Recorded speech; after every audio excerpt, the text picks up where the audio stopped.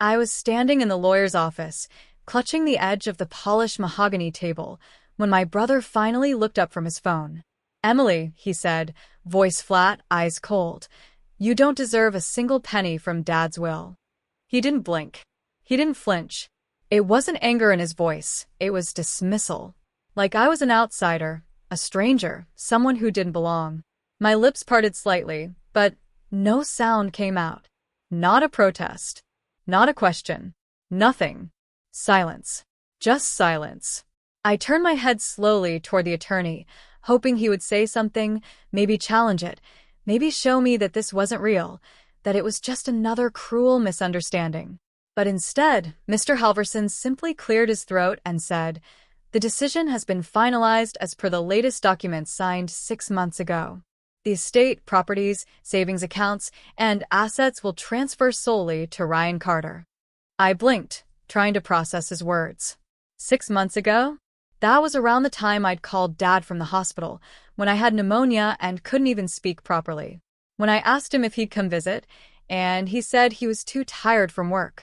I had no idea that while I was lying in that cold hospital bed, coughing up blood and fighting off loneliness, my father was changing his will and giving everything to Ryan. My knees buckled slightly. I sat down not because I wanted to, but because if I didn't, I might have collapsed right there on the beige carpet. "I'm sorry, Emily," the lawyer offered, but his tone was far too practiced. "This was your father's decision." I looked over at Ryan. His suit was perfectly pressed. He wasn't grieving, not even pretending to be. He had that smug look I remembered from our childhood, the same one he wore when he won the spelling bee, even though I helped him study every night. "You're not even surprised, are you?" I asked, finally breaking the silence. He shrugged. "Dad trusted me. You were always distant. You moved away. You made your choices." I stared at him. I moved away to work, to survive. I sent money every month when Dad got sick. I flew back for every holiday. He cut me off with a smirk. "Like I said, you made your choices." I felt like I couldn't breathe. My stomach twisted. A sharp pain bloomed in my chest, not physical, but emotional. A sense of betrayal, so deep it felt like someone had plunged a cold blade straight into my ribs. I swallowed it all. Every tear. Every scream. Every urge to flip the table and demand justice.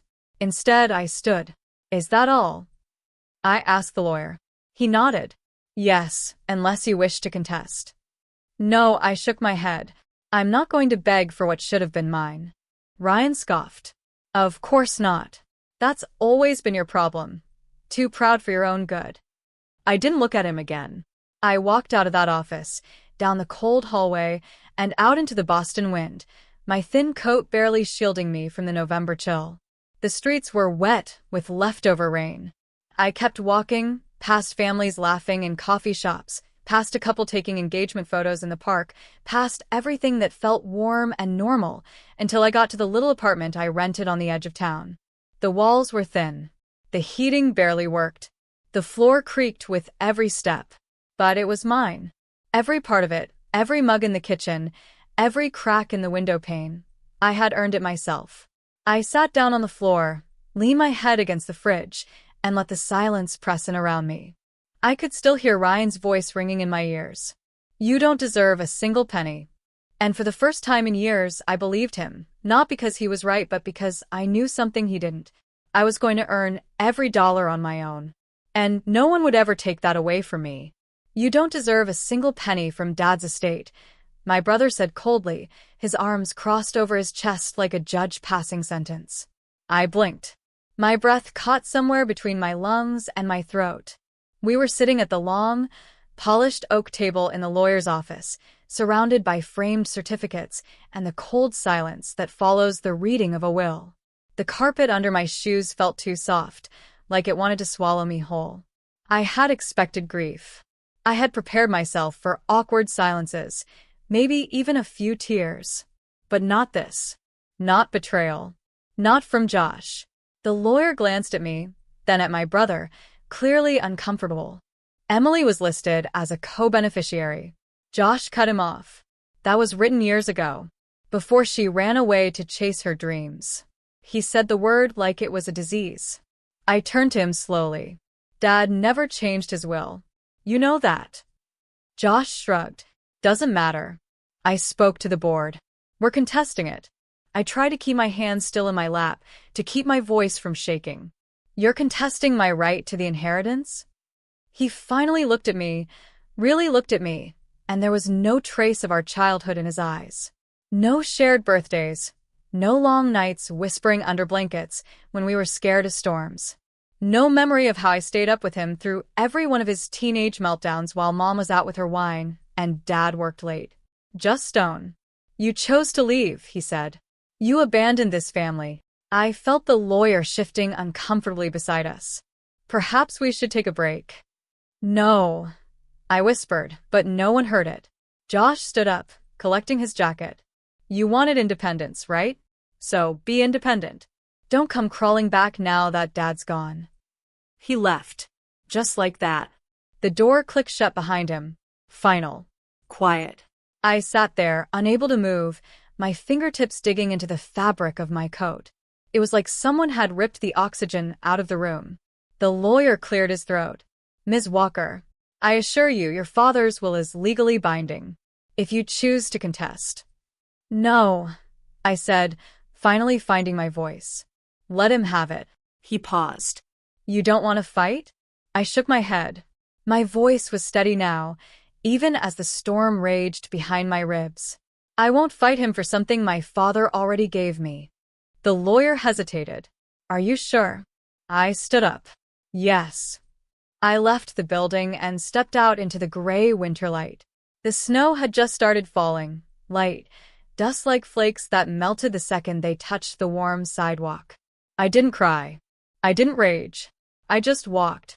Not because it didn't hurt, but because I knew somehow this would be the last time I let anyone tell me what I was worth.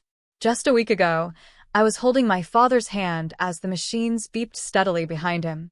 Josh hadn't shown up until the final hour. But Dad, he had looked at me and smiled.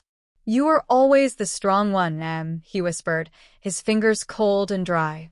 Even when no one saw it. I'm right here, Dad. He closed his eyes, resting. Don't let them make you small. I won't. And I hadn't cried then either.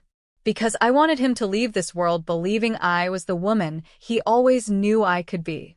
Back in the present, I walked through the quiet streets of Brattleboro. Snow stuck to my lashes now. My phone buzzed in my pocket. I didn't need to check it. It was Josh, I was sure. Another message to rub salt into a wound he didn't even acknowledge he'd caused. I slid it out and glanced. One new voicemail. Then another message popped up. Josh, don't make this ugly. Let it go. I deleted the voicemail without listening. And, for the first time in a long time, I smiled. Not out of happiness, but out of clarity. Let it go? Oh, I would. I would let it all go. Him. The house. The inheritance. The version of myself who needed to be chosen. Because something inside me had just shifted. And the world, as I knew it, would never be the same again. I still remember the way his voice sliced through the silence of the lawyer's office.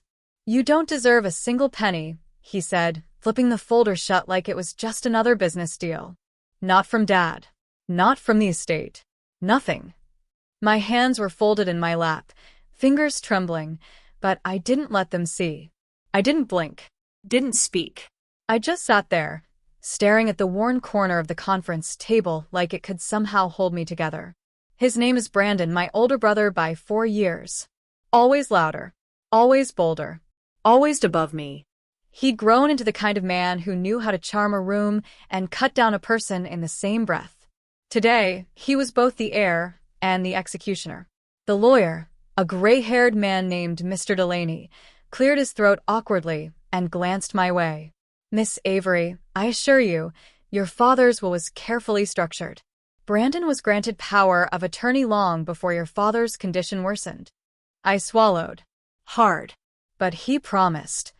My voice cracked. I bit it back. He had promised. My father.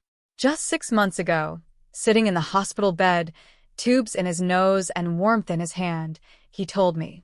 You kept this family together, Riley. When I'm gone, it'll be yours. He said it so clearly, so lovingly. It felt like a moment from a movie, the kind that makes all the pain feel worth it. But now? Now Brandon was flipping those words into dust. Brandon leaned back in the leather chair, smirking. Dad was confused at the end. You know that. All those drugs, he said a lot of things. My chest burned.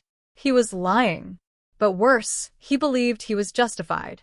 I looked at him, this man I once idolized as a child, and all I saw was greed wearing a designer watch. The meeting ended without a single tear from me. Not because I wasn't hurting, but because the betrayal had gone so deep, it numbed me. Like frostbite. You don't scream when the cold gets that sharp. You go quiet. Back in a hallway, I stood outside the elevator with my coat draped over one arm, blinking away the heat behind my eyes.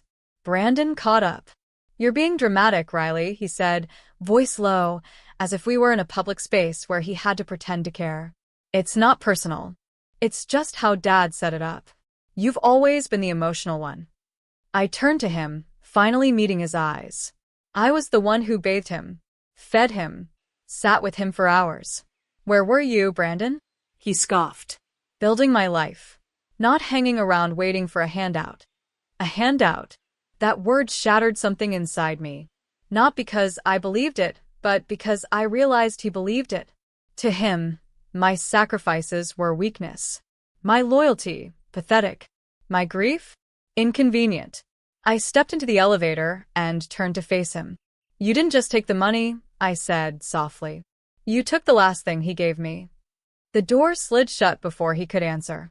Back in my car, I gripped the steering wheel and let the tears come. No sobs. No sounds. Just steady, silent crying as the cold air wrapped around my body and the empty parking garage echoed like a cathedral of grief. I wasn't crying over the money. I was crying over the lie that I thought love was enough. That showing up, staying loyal, sacrificing my time and dreams would be seen, respected, rewarded. Instead, I was erased. That night, I didn't sleep. I lay on my back in my small one-bedroom apartment in Portland, staring at the ceiling. The hum of the heater, the streetlight glow against the wall.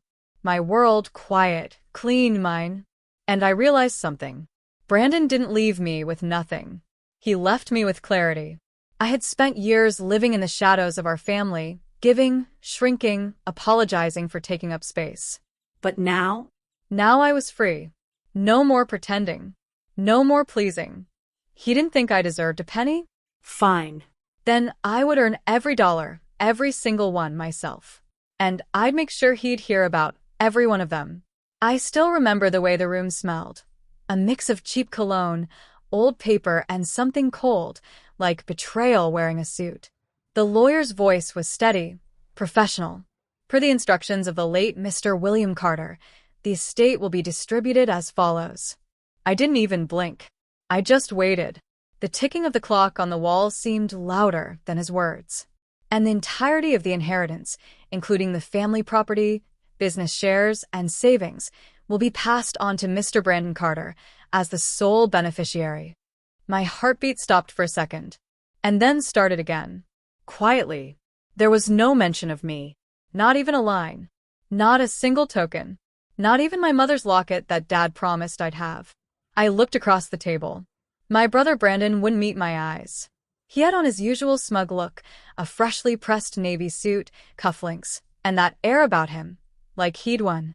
Like this had always been his to take. I opened my mouth, not to argue, not to fight, just to ask why. But before I could say anything, he turned to me, finally, and said it.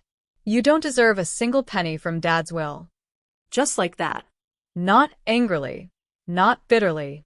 Just cold. Like it was a fact. Like I was some distant cousin, not the sister who grew up in the same house, ate at the same table, folded his laundry when Mom was too tired, defended him at school when he got in trouble. He stood up, collected his documents, and added casually, I mean, let's be honest, Emily. You left. You walked away. Why should you get anything? The lawyer shifted uncomfortably. I looked at the empty seat where Dad used to sit when he came to the law office. That's when I realized they really didn't see me. Not as family. Not as worthy. Not even as someone who belonged at that table. Brandon walked past me to leave. As he reached the door, he added without turning back, "Honestly, Em? Be glad we even told you. Some people don't get the courtesy." And then he was gone. Just like that. I didn't cry. I didn't scream. I didn't demand an explanation. I just sat there. Alone in that gray office, surrounded by the ghost of my father and the shadow of a brother I no longer recognized. I picked up my purse slowly, stood, nodded politely to the lawyer, who couldn't quite meet my eyes either.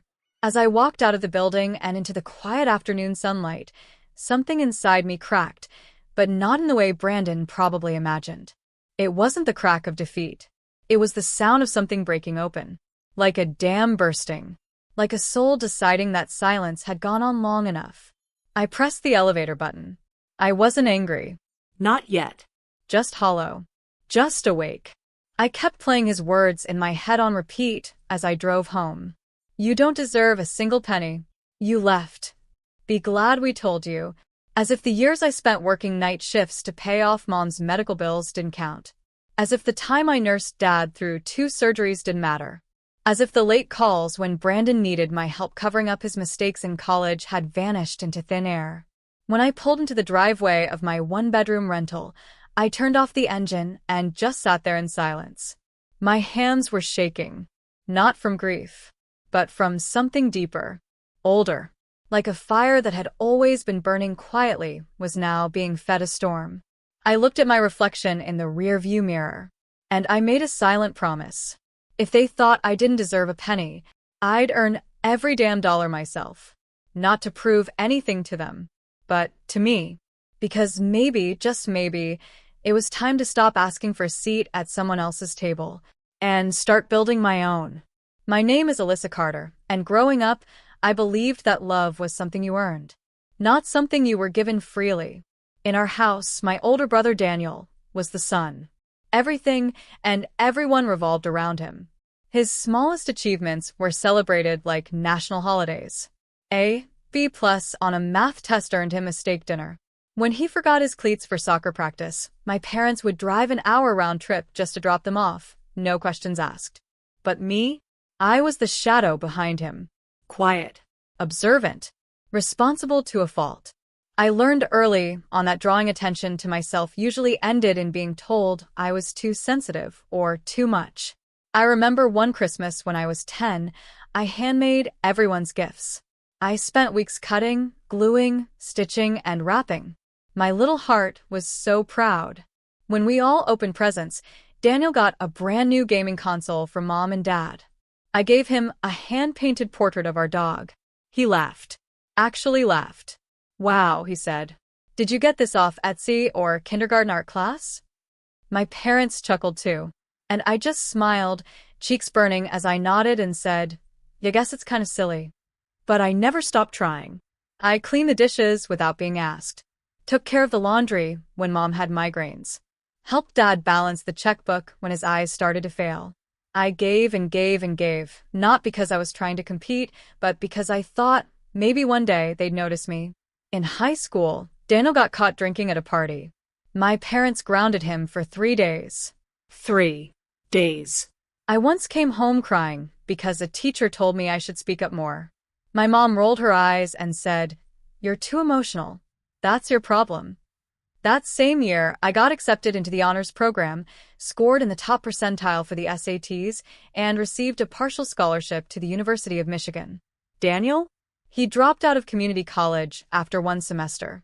No one ever mentioned it again. I visited home less and less after I left for college, but I still sent birthday cards. I still called Mom on Sundays.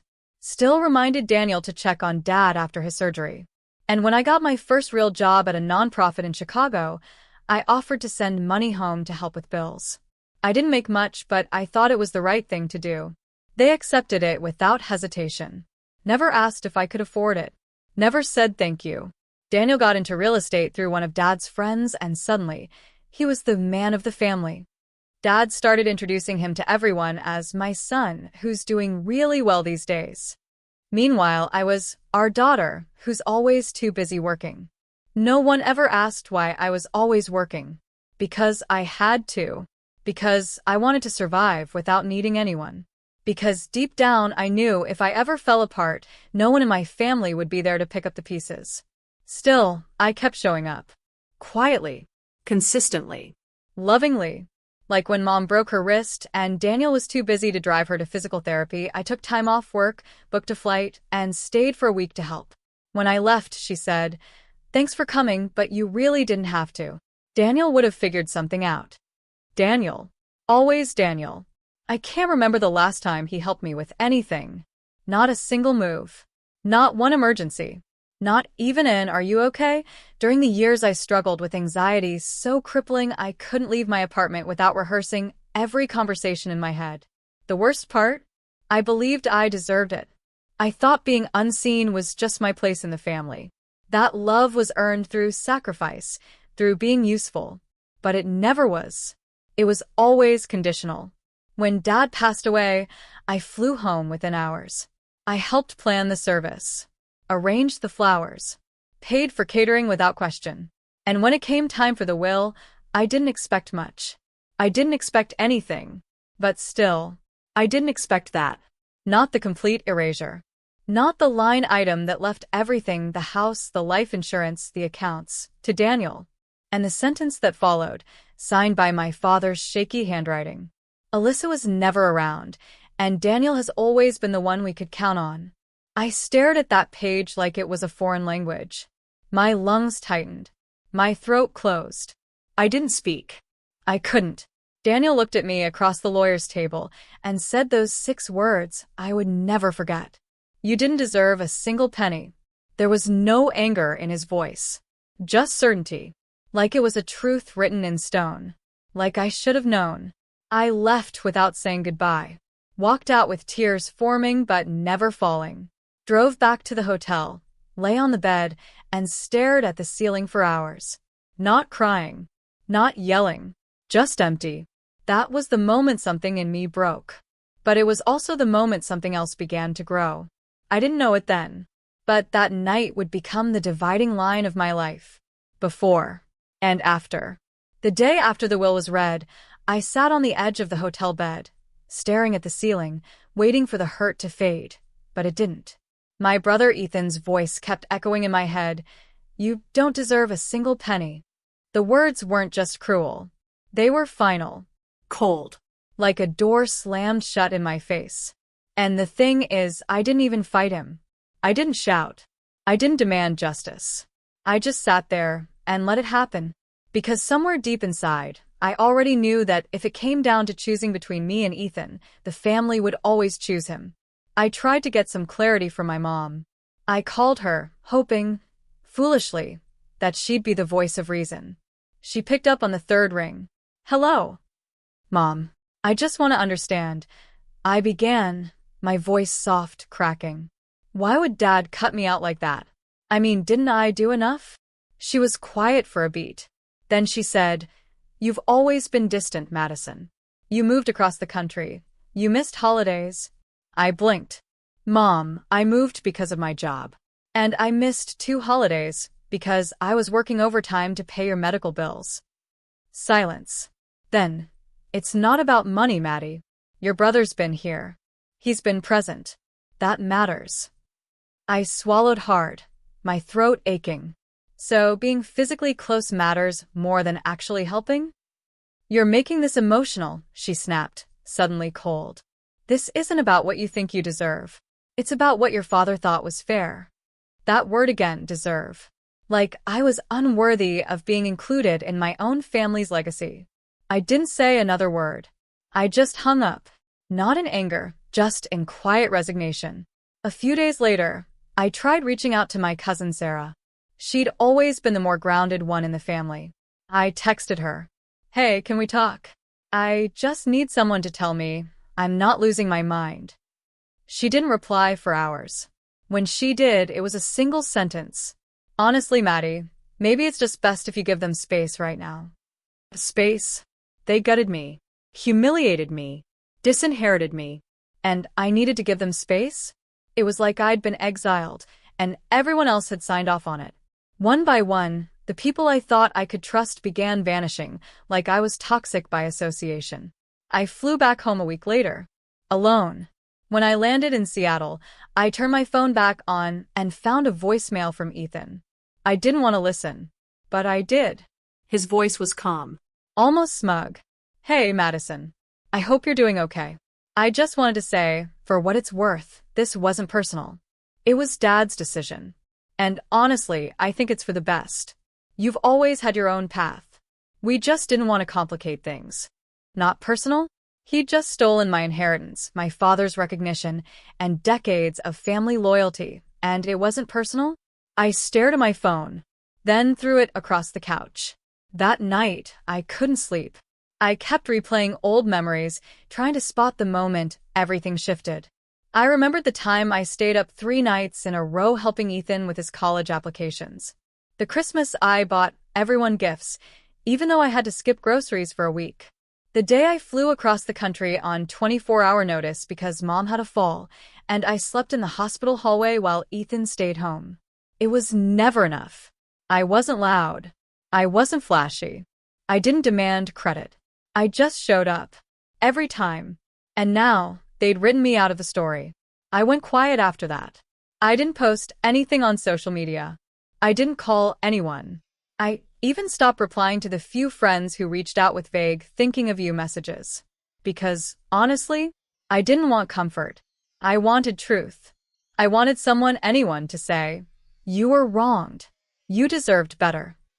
But no one did. A few weeks later, I saw a Facebook post. Ethan had posted a picture from the family lake house.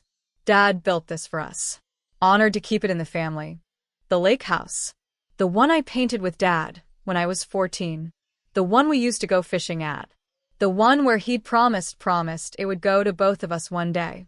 My name wasn't mentioned once. Not in the comments. Not in the caption. Not even a nod. I stared at the photo for a long time. I could almost hear the water. Smell the pine trees. And then I closed the app and deleted it entirely. It was that night that I felt it. Not rage. Not sadness. Resolve. Something in me hardened. But not in a cruel way. In a clear way. For the first time in my life, I saw them for who they really were, and me for who I really was.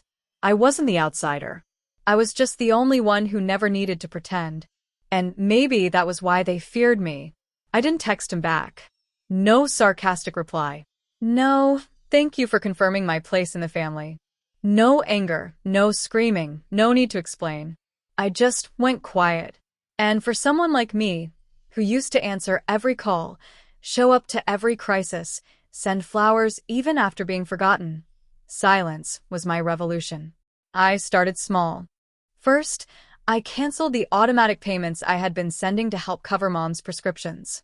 I had been the one quietly helping her ever since Dad passed, even when she rarely acknowledged it, even when she always said, "Your brother takes care of us." No, he didn't. I did. He just made sure everyone thought he did. The second thing I did was unfollow every one of them on social media. Not block. I didn't want drama. I just didn't want their faces showing up in my life every day like static noise I couldn't turn off. I didn't want to see family dinners I wasn't invited to, or baby shower pictures with a caption, "Only the closest people." I'd spent enough years crying over things I was never meant to be a part of. Then came the harder part. I deleted the group chat, the one I never really typed in but always read, where I would be tagged only when someone needed a favor, money, or support. Never for birthdays. Never for good news. Just usefulness. That chat had been a leash. A thread tied around my throat, reminding me that if I just kept being good, maybe one day I'd be seen. Maybe one day I'd be included. I finally realized I wasn't a sister to them. I was an asset, and I was done being used like one. I poured myself into my work. I had started freelancing on the side years ago, a design business that grew out of insomnia and heartbreak. What began as sketches and logos for small boutiques turned into a full-blown creative studio. I took every dollar they said I didn't deserve and turned it into branding kits, strategy calls, and six-figure campaigns. It was mine. All of it. No one gave me a handout. No one even noticed. Which, in hindsight, made the success even sweeter. I didn't want a pat on the back from people who never believed in me anyway. And still, in the quiet of night, after sending my last invoice, I'd sometimes sit on my balcony and think of Dad. I missed him. He wasn't perfect, but he saw me in ways no one else did. When I was 14 and stayed up helping him refile tax documents for his business, he looked at me and said, "You've got more grit than most men I've met. Don't ever let anyone make you small." I held on to that. It became my shield. Because my brother tried everything he could to make me feel small. People started noticing I was different. Not louder, just clearer. More focused. I stopped explaining myself in meetings. I stopped apologizing for things I didn't do. I stopped justifying why I didn't fly across the country to attend a cousin's engagement dinner I wasn't even properly invited to. I began dressing differently too. Not for them. Not to impress, but for me. Bright colors. Statement rings. Unapologetically me. And my silence became a language of its own. No more Sunday check-ins. No more just wanted to say hi texts that went unanswered. No more waiting for Mother's Day to feel like I was enough. If they didn't want me at the table, I'd build my own house. And for the first time in my life, I wasn't begging to be chosen. There was a strange kind of freedom in it all, a terrifying, glorious peace. At first, I kept checking my phone, like a muscle memory, expecting guilt-tripping messages. Passive-aggressive guilt from Mom. A cousin asking, "Are you okay?" but really just fishing for gossip. But the silence that came was beautiful. I started waking up earlier. Journaling. Taking walks without music blasting in my ears to distract the noise in my head. I had spent so many years performing, being the good daughter, the selfless sister, the understanding one, that I forgot what it meant to just be. So I let myself be. And in that stillness, I discovered something even more dangerous than anger or pain. Self-respect. I was shelving books in the quiet corner of a small local bookstore I'd started working at after leaving everything behind. It was peaceful, humble, but it made me feel grounded. Every book I organized was like a step away from the pain I had left behind, and a step toward something that actually belonged to me. The store wasn't much, but it was mine in a way. The owner, Gwen, was kind-hearted and a little scatterbrained. She never asked about my past. She only noticed how meticulous I was, how I came in early, stayed late, and never once complained. "You keep this place running better than I do," she used to say with a laugh. One day, as I was restocking a shelf of memoirs, I heard a soft voice behind me. "Excuse me, are you Natalie Morgan?" I turned around, startled. A woman stood there, about 60, wearing a crisp navy blazer and kind eyes behind silver-rimmed glasses. She didn't look familiar at all. "I am," I said slowly. Her face lit up with a kind of quiet reverence. "I'm Dr. Elise Grant." You don't know me.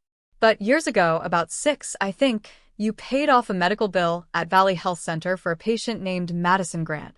My granddaughter." I blinked. "That sounds familiar," I said.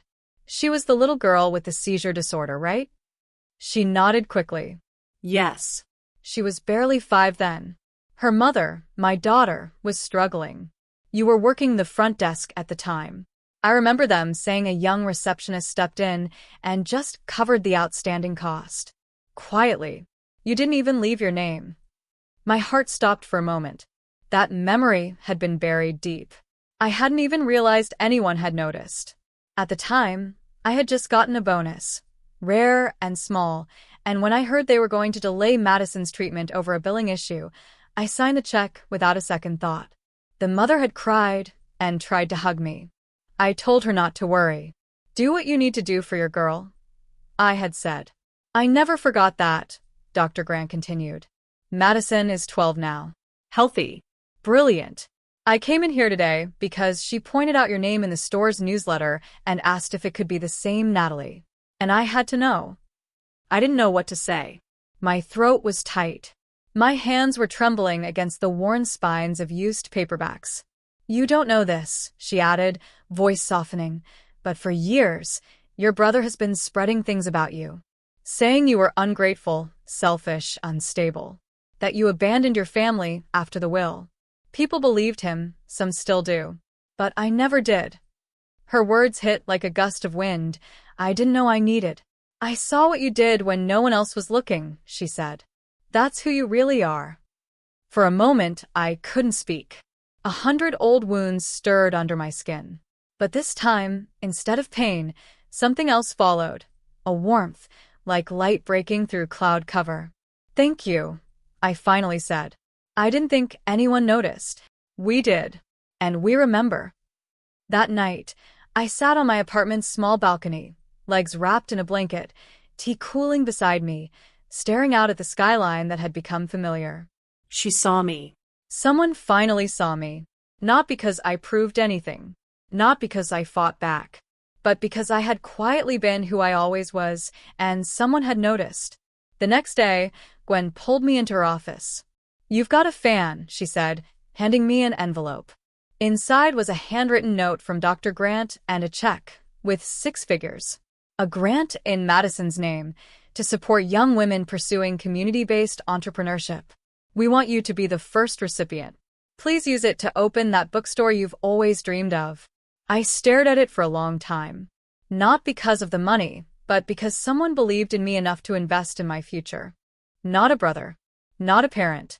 Not even a friend. But someone who saw my heart and decided that was enough. I wasn't invisible anymore. And I never needed to scream to be heard. It had been almost a year since Emily walked away from the family who told her she deserved nothing.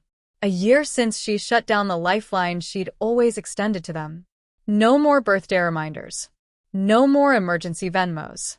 No more being the emotional sponge they squeezed dry and discarded. In that time, Emily's life transformed. Her small consulting business, which once barely scraped by, was now thriving. She was featured in a local magazine for helping underprivileged women transition into tech. A corporate client had just signed her for a multi-year contract. For the first time in years, she was sleeping through the night without heartache crawling up her throat. But peace doesn't go unnoticed for long, especially by those who fed on her chaos. It started with an email from her cousin Lindsay. Subject: "Your brother wants to talk. Please read." "Hey, I know things have been tense. I'm not choosing sides. I just think you should know that Josh has been asking about you a lot lately. He's different. I think he regrets how things went down with Dad's estate. Maybe it's time to talk. Just passing this along. Do with it what you will. Linz." Emily read the email and let it sit. For hours. Then days. She never replied. But Lindsay wasn't the only one reaching out. That same week, she got a voicemail from her Aunt Caroline, someone who hadn't spoken to her since the funeral. "Hi, sweetheart, it's your Aunt Carol. I heard about your company.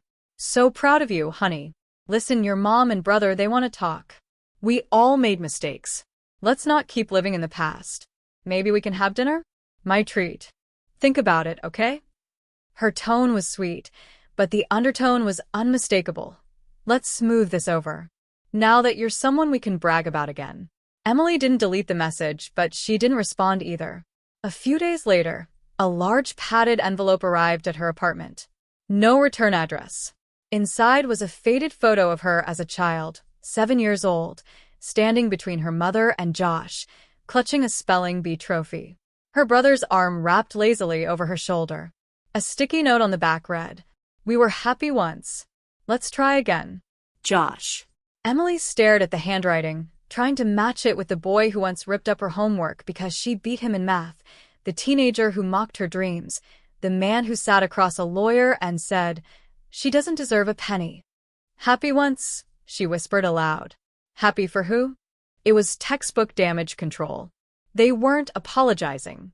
They were reframing, manipulating, testing her memory to see if it could be softened by nostalgia. The final straw came the following weekend. Emily attended a women's leadership panel as a speaker. During the Q&A session, a woman stood up and asked about handling family betrayal while building a business. Emily smiled thoughtfully. I learned that silence can be a full sentence, she said. And sometimes the most powerful thing you can say is nothing. She didn't know until the event ended that Josh had been sitting in the back row. Lindsay had brought him. He didn't try to approach her, but he made sure she saw him walk out. The next morning, she woke up to another message, this time from their mother. Emily, I saw the panel. You looked beautiful. I'm sorry if we hurt you. That was never our intention. Families fight, but we need each other. Can't we just reset everything? Forget the past. Reset. Not repair. Not confront. Not grow. Just hit a magic button that erases all accountability. Emily sat at her kitchen table, the sunlight pouring through the blinds, a coffee mug in her hand. She looked at her phone, and then at the growing pile of letters and voicemails and messages that all said the same thing. Let's pretend none of it happened. She reached for her notebook and began to write a single line at the top of the page. When they realized I no longer needed them, they suddenly remembered how much they missed me. She closed the notebook, smiled gently to herself, and turned her phone off. She wasn't going back. I had just gotten home from a long day at the hospital, back-to-back surgeries, paperwork, and mentoring 2 new interns, when my phone buzzed. A message from an unknown number. At first, I almost ignored it. But then I noticed the subject line. You don't know me, but I know what you did. I opened the email, assuming it was spam. But what I found inside stopped me cold.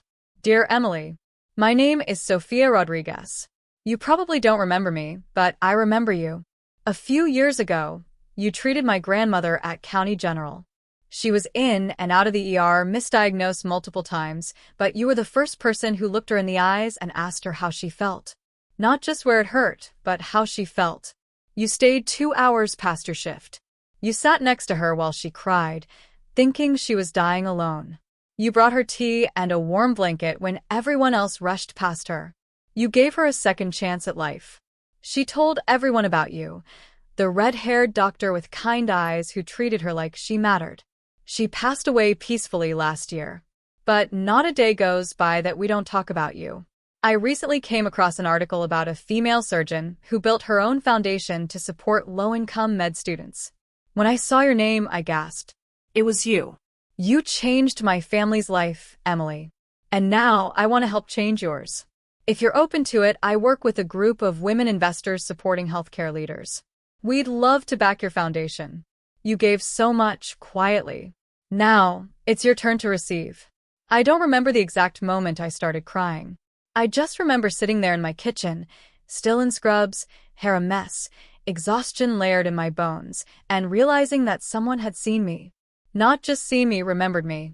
Not because of a title. Not because of money. Not because I was trying to impress anyone. But because I showed up for someone and that mattered.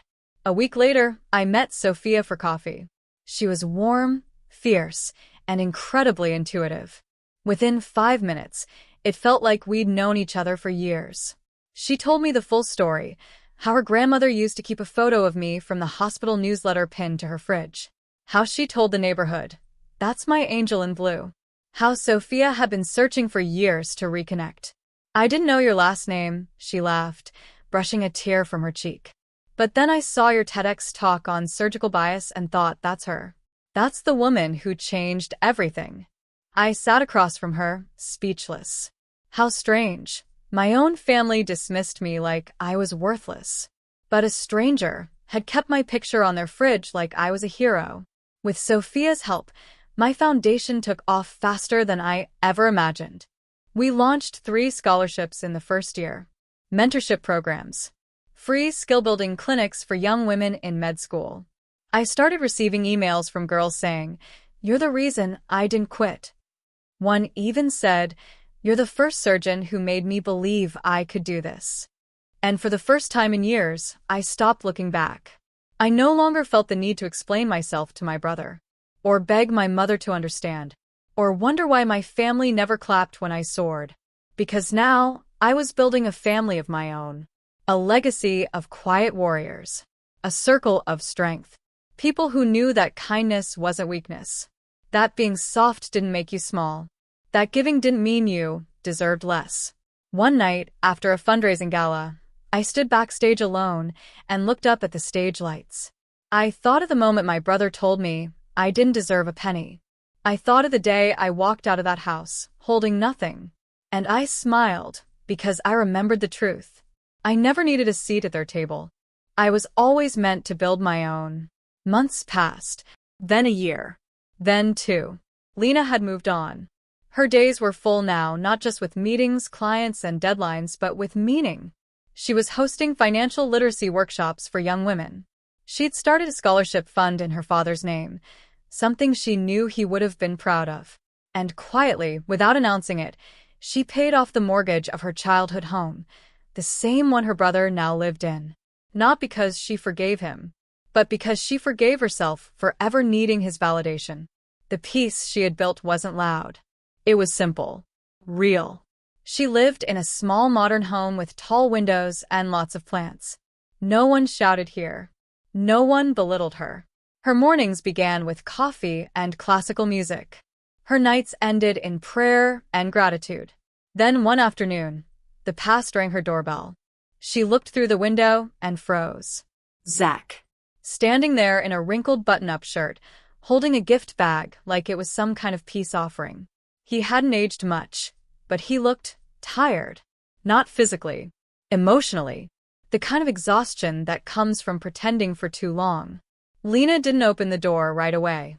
She stood behind the curtain for a few more seconds, breathing steadily. Then, quietly, she opened it. Zach's face shifted from nervous to relieved. "Lena," he exhaled.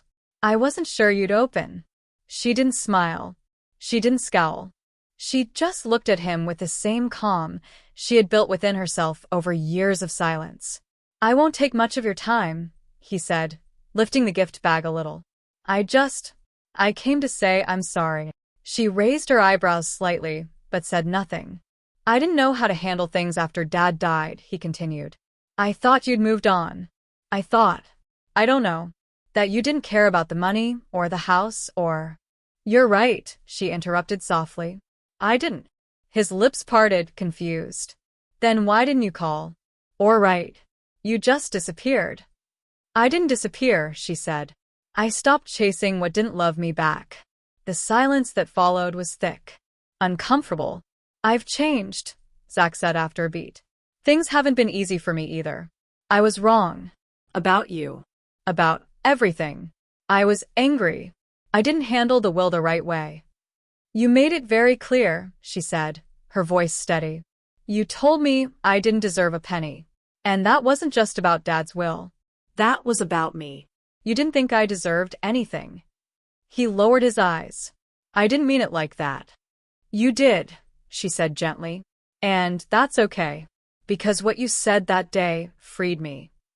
She took a breath and stepped slightly forward, standing at the edge of her doorway, hands still at her sides. "I've done more in the past 2 years than I did in the 10 I spent trying to be seen by you. By Mom. By everyone who looked through me." He nodded slowly, awkwardly. "I heard about your business. About the scholarship. That's really amazing." "It is," she said simply. He held out the gift bag. "I brought this for you. Just a few photos of us from when we were kids. And a letter. I don't expect anything. I just wanted you to know I was trying to make things right." She looked at the bag, then back at him. And for the first time in a very long time, she smiled softly. But it wasn't an invitation. It was closure. "I hope you heal," she said. "I really do. But I'm not reopening this door. Not anymore." His face faltered. "Lena, I forgive you," she said. "But I don't trust you. And I don't need to. That's not cruelty. That's just peace." He looked like he wanted to say more, to explain, to protest, to beg. But she gently closed the door. No slam. No drama. Just a quiet click of finality. She leaned her back against the wood and closed her eyes. She felt light. Not because she'd gotten revenge. Not because she'd won. But because she had chosen herself. Again. Still. Her phone buzzed on the kitchen table. A text from one of her scholarship recipients. "I passed my exams. Thank you for believing in me when I didn't believe in myself. Lena smiled. This was what she was meant for. Not arguing about what she was owed, but giving what she had built, freely, to those who needed it most. I look back on it all now, not with anger, not with pain, but with a quiet kind of strength. There were days I thought I'd break. Nights I cried alone, wondering how a brother, my own blood, could look me in the eye and decide I wasn't worth a penny. Not even out of sentiment. Not even as a gesture of love. Just nothing. But here's the thing. I was never nothing. And if you're listening to this, if someone ever made you feel like you were small, forgettable, replaceable, I want you to hear me clearly. You are not too much. You're just too real for people who pretend. I used to think I had to prove myself, hustle harder, give more, love deeper, just to be enough. But being enough was never the problem. Being invisible to people who chose not to see me, that was the real wound. And the real healing began the day I stopped begging to be seen. I stopped showing up for people who only opened their door to take from me. I stopped explaining myself to people committed to misunderstanding me. And most importantly, I stopped letting other people write my worth in dollars, inheritance, or silence. My brother said I didn't deserve a penny. And maybe that was the greatest gift he ever gave me. Because I earned every dollar with my own grit. I built every inch of my life brick by brick, failure by failure, without him. And I became someone so solid, so whole, that even their apologies couldn't shake me. Some people confuse silence for weakness. But I've learned, silence can be sacred. Silence can be strength. And sometimes, not showing up is the loudest message of all. To you watching, who's been disrespected, erased, or written off. You don't need their validation. You don't need to fight for a seat at a table that was never meant to nourish you. You can build your own table. And when you do, the people meant for you will show up with love, not conditions. So, here's the part they never expected. I forgave them. Not because they deserved it, but because I deserved peace. And I'm not giving them the power to take that from me anymore. You don't have to scream to be heard. You just have to stop whispering in places that never listened. Let them wonder how you're doing. Let them spin their stories. You owe no explanation for your healing, your distance, or your growth. You are not too sensitive. You are not too emotional. You are not too ambitious. You are not too much. You are finally just enough for the life you're about to live. And if no one's told you this lately, I see you. I honor your quiet strength. And I promise you, the life you're creating for yourself, it's worth more than anything they could have ever given you. Thank you for listening to my story. And if it sounded like yours, that's because you were never alone.